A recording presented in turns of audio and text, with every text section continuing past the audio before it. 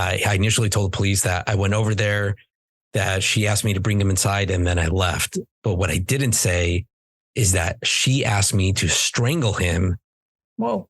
And that there's a rope around him and to bring him inside, and that she would take care of the rest. I'm sorry, this came out when? The day we were supposed to go to trial. The first time we were supposed to have trial.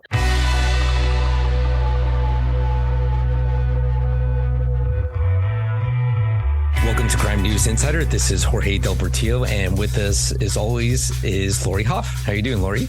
I am so great, and it's so nice to have you on this podcast. And we have a very special podcast this time because I get to interview you, Jorge. I know. I was saying, I'm like, we need to get a really good guest on, and who better than me to put myself. But we couldn't find anybody, so then we were like, we're gonna go with Jorge. And I'm right here, you guys. and I was just about to say, in addition to Jorge, we have Teresa Pham, who's a deputy district attorney in our office, and together, you both recently did a trial that we wanted to feature. The trial is People versus Jade Janks. It received a lot of media attention. On December 21st of 2023, Jade Janks was found guilty of murdering her former stepfather, Pham Merriman. He was the founder of Butterfly Farms in Encinitas, and he was sort of a beloved member of the community. So he received there was a large outpouring when he died and a lot of publicity as a result. This trial was covered on a lot of fronts all across the nation. And we figured, well, who better to talk about this than our very own prosecutors and our very own podcaster. So welcome, Jorge and Teresa. I'm happy to have you on our show. Well, thanks for having me. I just want to say I listen to the podcast all the time. I'm a frequent listener. But welcome, Teresa. Thank you for coming on to the podcast and talking about our trial. Oh, definitely. I've been looking forward to it. And plus, I did get a little strong arm by you. I could tell the pressure when you asked me about it. So Exactly. I couldn't say no, but happy to be here, guys. So tell us a little bit about, for those listeners who aren't familiar with this trial and what it entailed, what the facts are. Yeah. So the facts are on January 1st of 2020, a person named Adam Siplak called the San Diego Sheriff's Department to report that his friend confessed to him to murdering her stepfather or former stepfather. And he just wanted to report that. The investigation revealed that basically what happened was on December 23rd, 2020, Pham Merriman had been in the hospital at Scripps here in San Diego and was moved to an aftercare facility called Aviera. And his stepdaughter, Jade Janks, was decided to clean up his place before he was going to be discharged within the week. And so when she's cleaning up his apartment, she bumps into the computer, and lo and behold, she finds a picture of women's breasts on his computer screen, and she recognizes the picture as her own breast. She investigates a little further and finds more nude photos on Tom's computer. And this left her very disturbed by the discovery, and so much so where she couldn't shower alone. And she feared that Tom was going to discharge early, come home and find out that she discovered this. She didn't know what to do. So she reached out to a person named Alan Roach, who was a friend of a friend. She never really met him or anything like that. And she saw him as this kind of fixer, that he's the guy you go to if you need a problem that needs fixing and you don't want to go to the authorities. The evidence we'll talk about, but it basically shows he formulates this plan to kill Tom and stage it to look like an overdose when he's in his bed, to suffocate him there. So on December 31st, 2020, that's when Jade Janks goes to pick up Pham Merriman and go through with this plan. Tom, not being the wiser, obviously doesn't know about her murder plot. She picks him up and is waiting for this guy, Alan Roach, to show up and help her commit this murder, but he never shows up. He sends his friend Brian Solomon out to help out, but when Brian learns about her murderous intent, he gets out of there. She even asked him, hey, I want you to strangle him and bring him inside. Brian wanted none of that and bolted out of there. Jade called her friend Adam to help her out, and he wanted none of it. She confessed to him that she strangled him and suffocated him with a plastic bag. And he says, I don't want any of that. She asked him to move him using a wheelbarrow into Tom's house. And, Adam said, no, I'm out of here. So he left and called the police the following morning after he slept on it. When the police showed up and they were looking for Tom, they couldn't find him. They brought her in for questioning. She said, oh, that's funny. I picked him up from the hospital. I don't know where he is.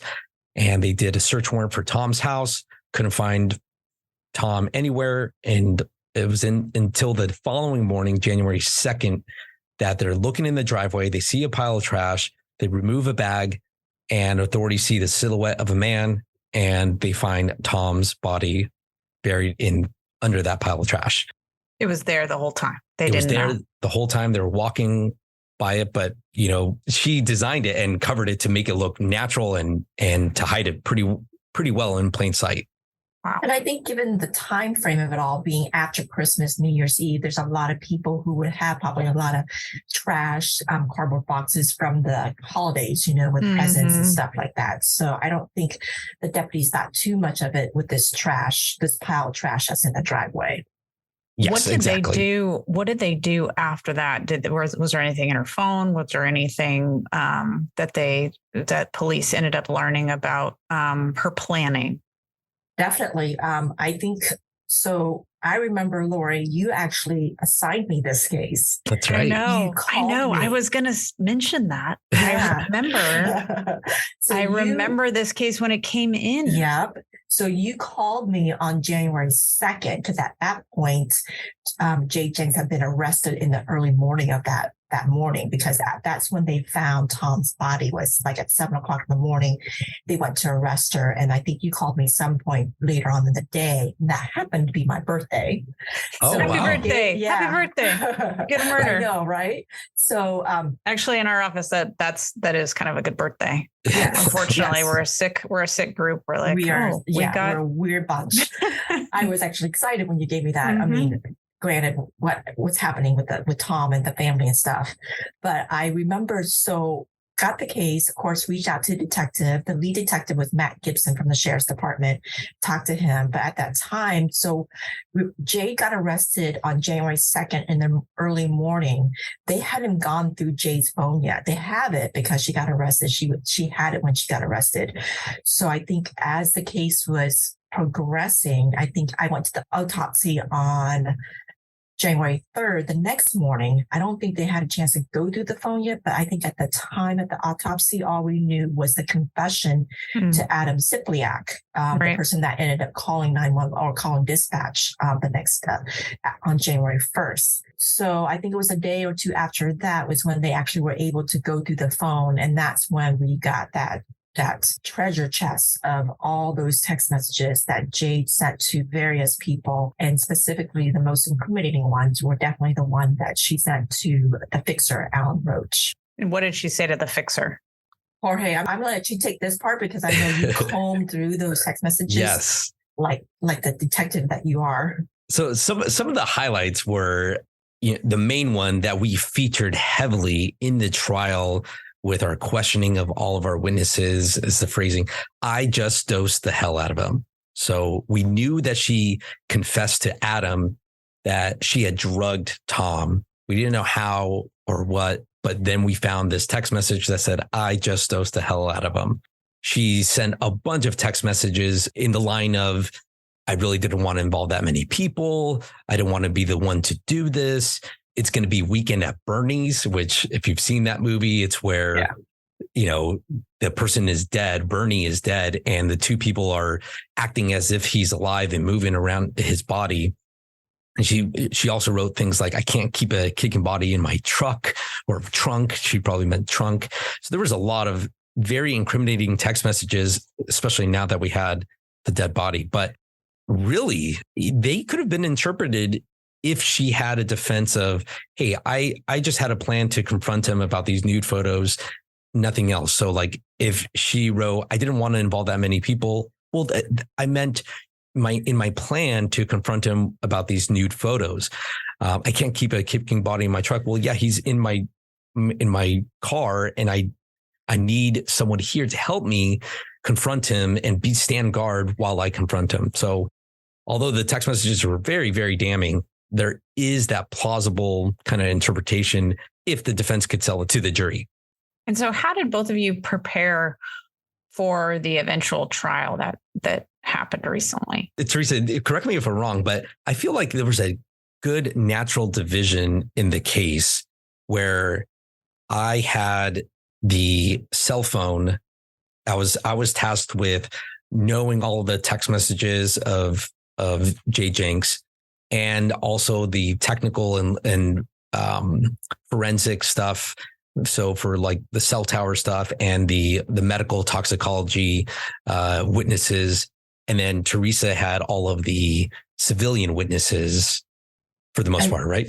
Right. And then I think some of the detectives that were involved as well. I agree with you, Jorge. I think we actually kind of play to our strengths because I know that with the background that you had with the prior rotation that you had where you're doing the fentanyl overdoses. So of course you're going to handle the toxicology portion. Mm-hmm. And then you're just so much more technically savvy than I am. So it makes sense that you would do the cell phone text messages, cell tower data as well. And given the fact that I had the case on day one, so I was already familiar with a lot of the civilians witnesses that I ended up being in charge with. And of course, working with some of the detectives, specifically Matt Gibson from day one, I had a whole laundry list of things for him to do, like that first week, second week, even the first month of the case as well. So yes, it was definitely a natural division. And I think it ended up working out really well between the two of us. Part of it is preparing for trial is also building the investigation. And that was all Teresa. Teresa had this confession to Adam and she said, we need to corroborate this. We need to go talk to this witness, that witness throughout the county, even into Orange County.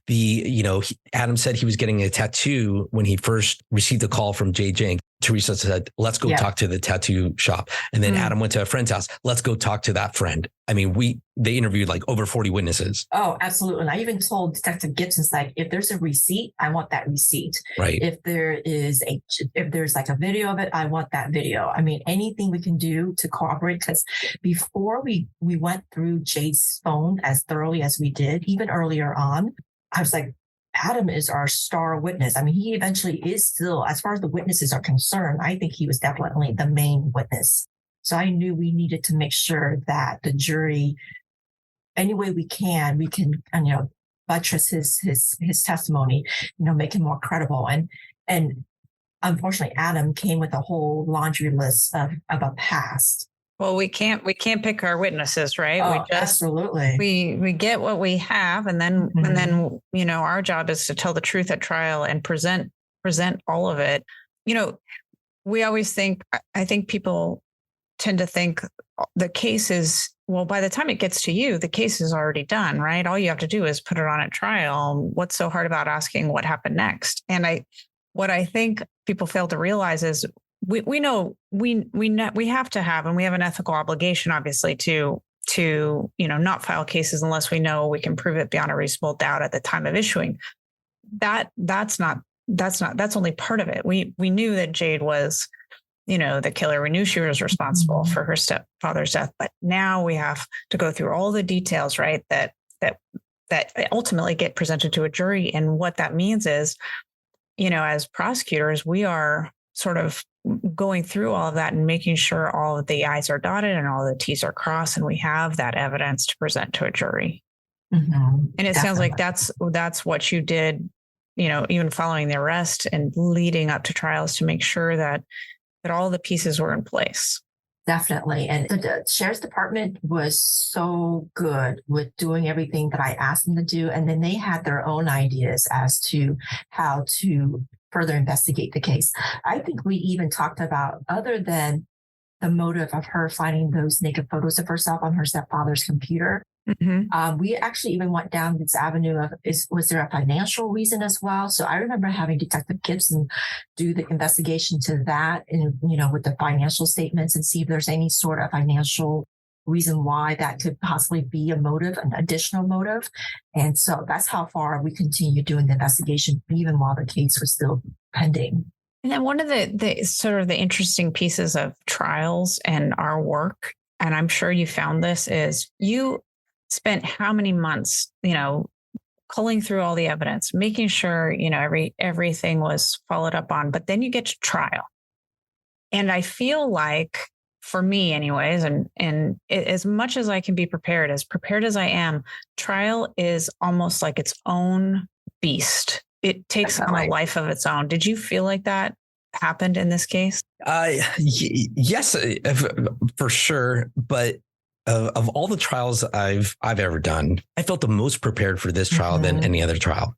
Wow. Teresa and I collaborated so well together and had the time and freedom and resources from our office to be able to dedicate and plan and prepare. We planned for every contingency there could be, every defense that there could be. Could it be a third party? Could it be a heat of passion? Could it be something else? And Teresa and I, we knew this case so well, and we tried to plan for everything that we really weren't terribly surprised at what the defense could throw at us. Now, there was some stuff that was surprising, like, her defense was that I didn't kill him. Tom just passed out in my car. He took the pills on his own and he just passed out and was asleep in the car. In fact, he had done this several times in the past, where he had a habit of just falling asleep in the car. So I just let him sleep in the car like I normally do. And when I came there, I freaked out and I noticed that he wasn't moving. And so I just panicked. That was the defense. We didn't really predict that part of it. So that's something we had to adjust to. But for a lot of it, I felt so prepared. Even though we didn't predict that part of it, I think because we were so well prepared that it was like, oh, okay, fine. You can tell that story because it does not change the evidence and how guilty you are based on that evidence. Right. The text messages, the confession to Adam, the telling Brian to go strangle him and bring him inside. I'll take care of the rest. So, but as far as like other trials I've done, I think this one particular trial, I felt the most prepared. And even though as prepared as you are, something always come up that you're just completely shocked by. I think with this trial, that really never occurred because Jorge and I had the time and we did have the resources. I mean, heck, we had Scott Stallman on speed dial. He became our personal investigator pretty much. I think he was there to do anything that we needed to do follow-up wise. What about witnesses? Because, sometimes you can be as prepared as you want, but sometimes your witnesses are go sideways or, don't come with their A game. And how did, and a lot of these were her friends or acquaintances that, she solicited or she, asked to help do this dastardly deed. How did they present in front of a jury? Oh my gosh. So witnesses, we must have met with them so many times in preparation for the trial.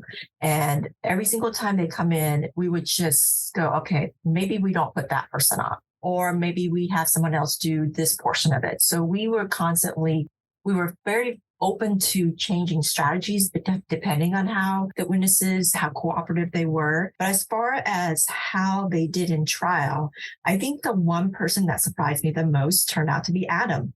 Because Adam is a big, big guy, and he looks like a person that has a past. Has a lot of tattoos, and he did have a past.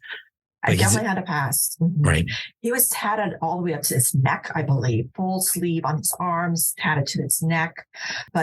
And he's just kind of gruff guy. And he did not want to testify. He did not want to have that street label of being a snitch, So up until the very last minute, when we didn't know if he was going to claim the fifth, and we were prepared for that. If he was going to claim the fifth, we were prepared that if he didn't come, who we have in place to go get him. But he came and he was his true self, which is what's depicted on that video of his interview that very night on January 1st, when he came into the station to provide a formal statement. I mean, when I saw that video of his interview, I go, this guy is credible. He is telling the truth.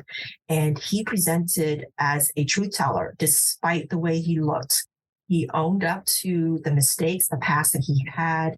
And his testimony was consistent from the very moment that 911 call that he made on January 1st, all the way to the day he took that witness stand and made his testimony. That's really amazing. We always tell people, we've even done it on the show, that, if you see something, say something. And I think, people are hesitant to get involved these days. They're quick to put something on their phone, but they're hesitant to call the police and follow through. And what that means when it's total disruption of your life and could potentially even be, problematic for your own self, to have witnesses and citizens come forward and say, this is what happened, because we can't prove cases without that.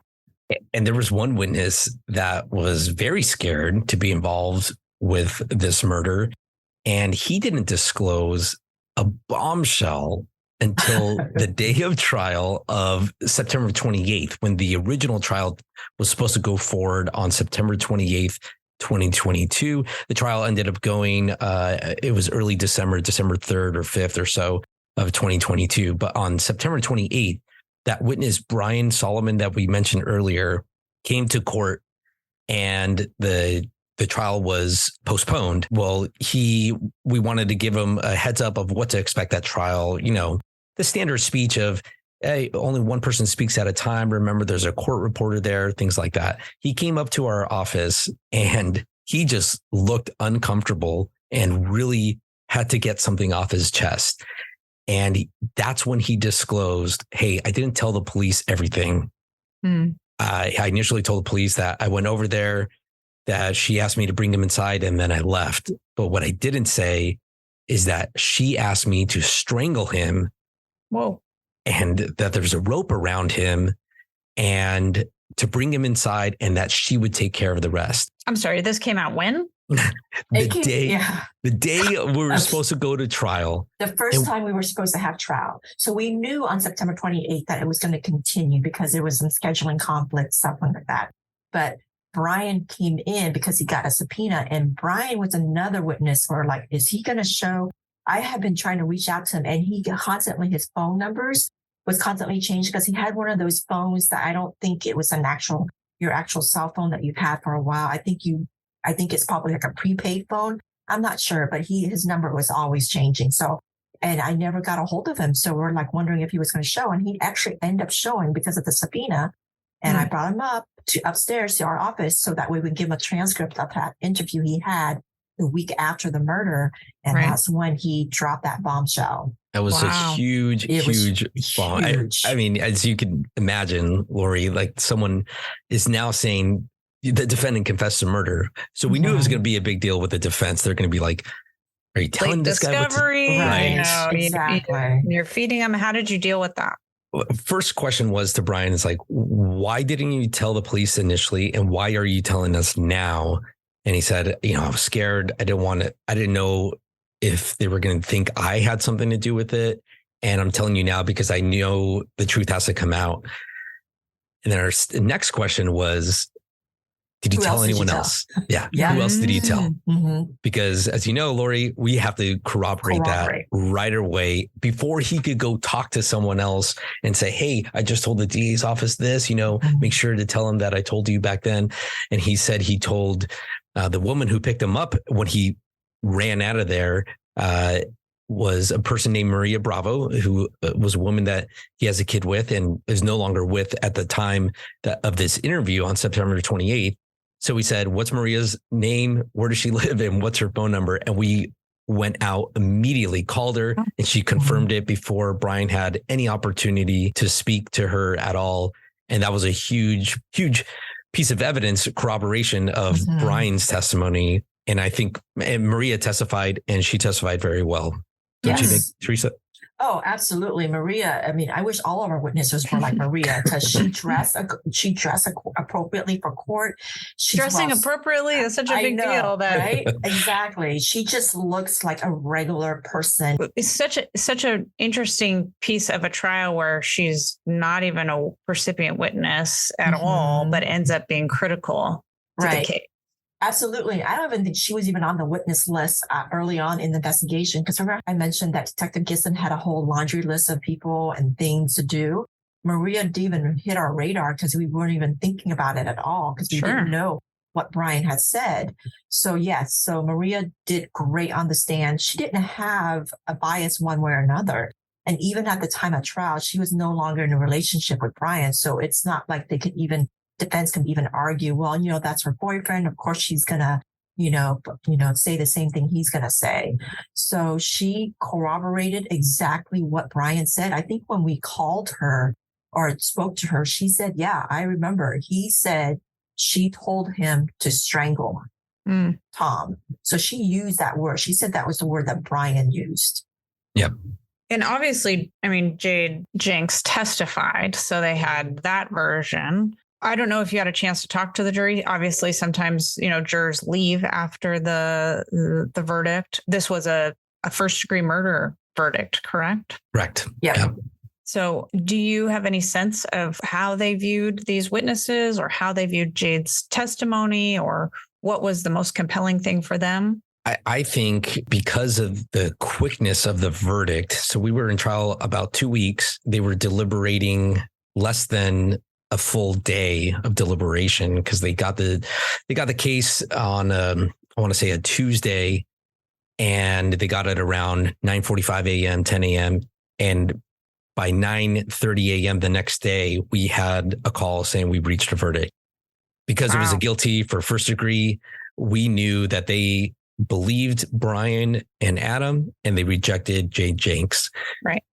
From our experience, everyone watching there too, which was great to have their input, they all agreed that Jade was not doing herself any favors by testifying, or she couldn't explain simple things, and her testimony was not credible. And the jury didn't stick around to let us know their thoughts, but it was pretty clear that they rejected her testimony because she was awful. It was so telling that I did my cross-examination, and as you know, the defense has an opportunity to conduct a redirect examination to follow up and clean up maybe some of the issues that I raised on cross-examination.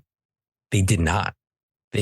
I believe, and this is just pure speculation, that the defense thought the longer that she's on there, the worse it is for her in front of the jury. So I'm not going to ask any questions. And I think that was the right call because she was not testifying credibly.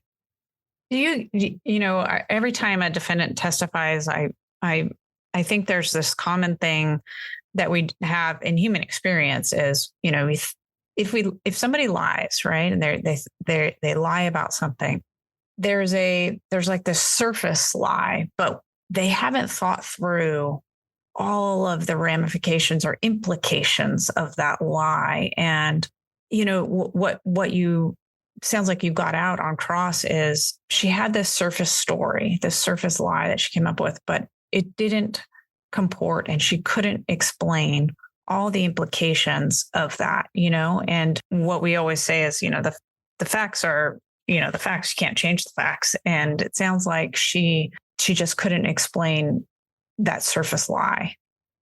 Yeah, that's exactly right. And it really seemed like she obviously prepared before testifying, but even some of the most basic text messages that were very incriminating. For example, the one text message that, we're alleging that she drugged him, suffocated him, and strangled him to death. There's one text message that says, I just dosed the hell out of him. For any person that's reading that sounds like Jade Janks just drugged Tom Merriman. Sure. She testified, no, he consumed the pills while I was in the store by himself. Well, wait a minute. Doesn't this text message say I just dosed the hell out of him? So when I asked her that, her response was, that's just poor phrasing. And that was very damning. I even asked her the question, and I didn't know the answer. We usually are trained, don't ask a question you don't know the answer to. Right. I had to ask this question, and I said, wouldn't you agree with me that these text messages are very suspicious? And she said, yes. That was her one time she didn't lie. Yeah. Well, that's amazing.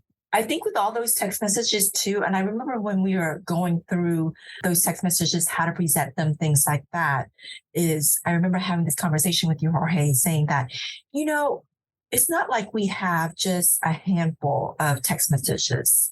We have a whole week's worth of text messages between her and Alan. And even though when we were parsing them out and singling them out to say, okay, what would be a plausible, reasonable explanation, innocent explanation for this specific text, other than the I just dosed the hell out of him, we came up with something, right? Right. So then when I said, okay, but if we take this together as a whole, when you make one excuse, when you have an excuse for something, okay, then you have an excuse for something else. Okay, then you got an excuse for a third thing, and then a fourth and a fifth. You start to lose that credibility, that believability. And we had, because there were so many text messages, like it's going to be weekend at Bernie's, or he's starting to wake up, he's getting aggressive. I mean, we came up with possible reasonable explanations she might say to explain those specific text messages. But then when there were so many, it just loses its credibility. And I kind of like, that's why this is great that we have this week's worth of text messages between her and Alan Roach. And then don't forget, it's the next morning on January 1st where she's already killed him. And now she's got hit Tom's body. She needs to figure out what to do with it. And she's reaching out to Alan Roach again the next morning, reaching out to some of the same players that she tried to reach out the day before to see if they can come and help move the body. Wow. And some of those text messages were like, this is just weird. It does very cold, very callous. Absolutely. Yes. Very unremorseful. Yeah. She very much like a first degree murderer who's trying to get away with murder. Definitely. Yeah. Something to the effect of, help me get this trash out of my driveway or out of the driveway. And that's how she referred to Tom, was trash. Well, I think, what an amazing thing, again, that we do for our community, that we bring justice to the community, to a case like this where, a man lost his life, and we can't ever bring anybody back, we say, but we can bring a measure of justice in our community. I think both of you did that, and you should be commended, and you should be proud of the work that you did. I'm proud of both of you. And I just think that you did an excellent job. And this is a great case to highlight because, it really reflects all the hard work that you did, and just the tremendous amount of work that our police officers did, all of the teamwork, even between both of you, to bring about this result. Yes. And I just want to say the San Diego County Sheriff's Department and Matt Gibson and his team did a phenomenal job. I mean, and I've worked with Matt on another case, and he's an amazing detective. And this could not have been done without the good work of the San Diego County Sheriff's Department. And also to work with Teresa and I don't think we've ever had a case we said before where we had a co-counsel. Right. We didn't know how that was going to go. Yeah. And we, like she said earlier, we really played to each other's strengths, and it made it a really undefeatable force in this trial. Like I just want to thank you, Teresa, so much for all your work on this case and working well with me, and the power of editing all of the stuff that I wanted to say that wasn't going to work.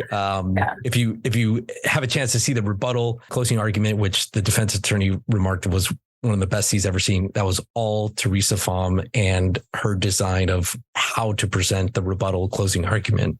So thank you, Teresa. Oh, Jorge, thank you. Likewise, I remember when Sean Trafeshi, the assistant chief, asked me that he was bringing you on board. I was like, thank you, because that case was a beast, and I needed the help. Yeah. And I've never worked with Jorge before. I don't think we ever had a rotation together. Nope. But it made perfect sense with your toxicology background. So right. I said definitely, and we did work really well together. Yes. I do want to take the opportunity to give a little shout out to our paralegal, Melissa McKemmy. Oh, She was there with me from day one. And this case got continued so many times, even during the prelim process, got continued many times. In trial, we must have gotten continued so many times. And we had, I think, over 50 witnesses on that list. So every single time it got continued or trailed, she had to reach out to 40 plus, 50 some witnesses, some of them uncooperative, a lot of them uncooperative, actually. So she was just an absolute, just so patient, and with a great attitude, a smile on her face. So I want to give her due, because she was definitely there the whole time. And then Scott Stallman, he pretty much became our personal investigator while we were preparing for the trial. I mean, it takes a village. It takes a huge team to bring a case like this to a jury and to its eventual result, which was a good result. So thank you all so much. Thanks to our team, and thanks to you both. But we're not done today. No. So Jorge, I'm going to turn it back over to you. I know Yes. you are the master of the questions. Yes, I will never take a quiz. I just ask the quiz. Teresa, if you don't know, we have a game at the end of each show, and we try to end on a light note. It's called Crime or Fiction, where I ask you and Lori to see if you can identify any of the fake laws. So 2 are real, 1 is fake, and you have to guess which law is fake. The theme for this episode is the Solana Beach Municipal Code, because this murder occurred in Solana Beach, and you'll kind of see why I chose these laws. So 2 are real, 1 is fake, and see if you could guess which one is the fake. Uh-oh. Are you ready? No, I'm ready. Okay. Okay, here we go. A, it's illegal to have an apiary in a residential zone. Do you know what an apiary? That was my question. What is It is beehives, a collection of beehives, raising bees. Okay. So it's illegal to have an apiary in a residential zone. B, it's illegal to tattoo a person's skin if it has a rash or pimples. We had several witnesses that had tattoos. C, it's illegal to have bamboo over 15 feet tall. This is on a residential property. And the reason why that's there is Jade Janks had her car covered, or there was a lot of shrubs and bamboo tall there. So I get it. This is a very Solana Beach Municipal Code Jade Janks murder trial theme. 2 are real, 1 is fake. Which one is a fake? Lori, I'm going to go to you first. Okay. I think Solana Beach hates bees. So I think that's true. And I think bamboo in Solana Beach is bamboo just is like weeds in Solana Beach. So I'm going to say B is the false. It's illegal to tattoo a person's skin if it has a rash or pimples in Solana Beach. Okay. I like it. And these are all Solana Beach Municipal Code sections. Teresa, what do you think? Which one is the fake? All right. So I actually agree with Lori. I think it's B, because I was through process of elimination. But first and foremost, and I'm going to go on a limb, having spent months preparing for this trial and sitting in trial right next to you for almost 3 weeks, I feel like B is something that you in your brain made up. because of all our witnesses now had you know. tattoos. Yeah. Now you know his brain too well. Yeah.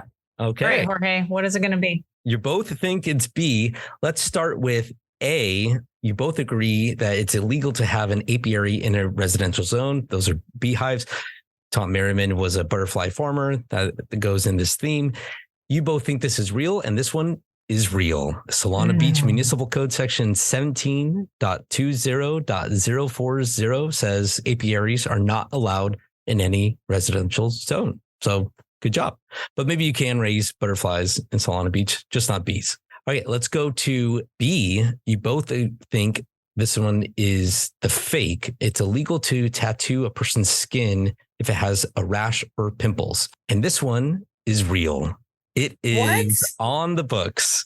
Section 66.306 of the San Diego County Code, which is adopted by the Solana Beach Municipal Code, says no tattooing body arts shall be done on skin surfaces which have rash, pimples, boils, infections, or manifest any evidence of of unhealthful conditions. It's on the books. It's on the books, and nothing about bamboo. Bamboo can Nothing be as about tall bamboo. as you want. Yeah, I can imagine that would be on the books because some people probably want their view and doesn't want to obstruct it with bamboo. Exactly. Bamboo. That's exactly why I picked that one. It was very tricky. I was very shocked to see this tattoo section. You are very tricky. So very tricky. If you're in Solana Beach and you're getting a tattoo, just make sure you don't have any pimples or rash. Or boils. Or infections. Well, good job, everyone, even though you both lost. Good job. And Teresa, thank you so much for coming on this podcast. It feels very weird to have me as the subject of the podcast, but I'm glad you're here as well. Obviously, you're the co-counsel on the Jade Janks trial. So thank you so much for coming on the podcast and sharing your insight to our trial. Of course. Thanks for having me. I really actually had a really good time. Good. Lori, thank you as always. Thank you. It was so fun to interview you both today.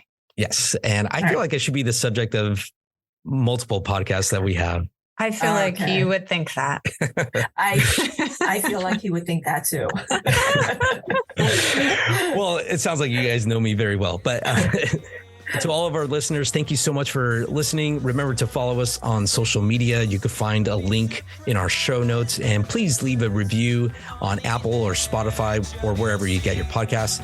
And until next time, this is the Crime News Insider Podcast.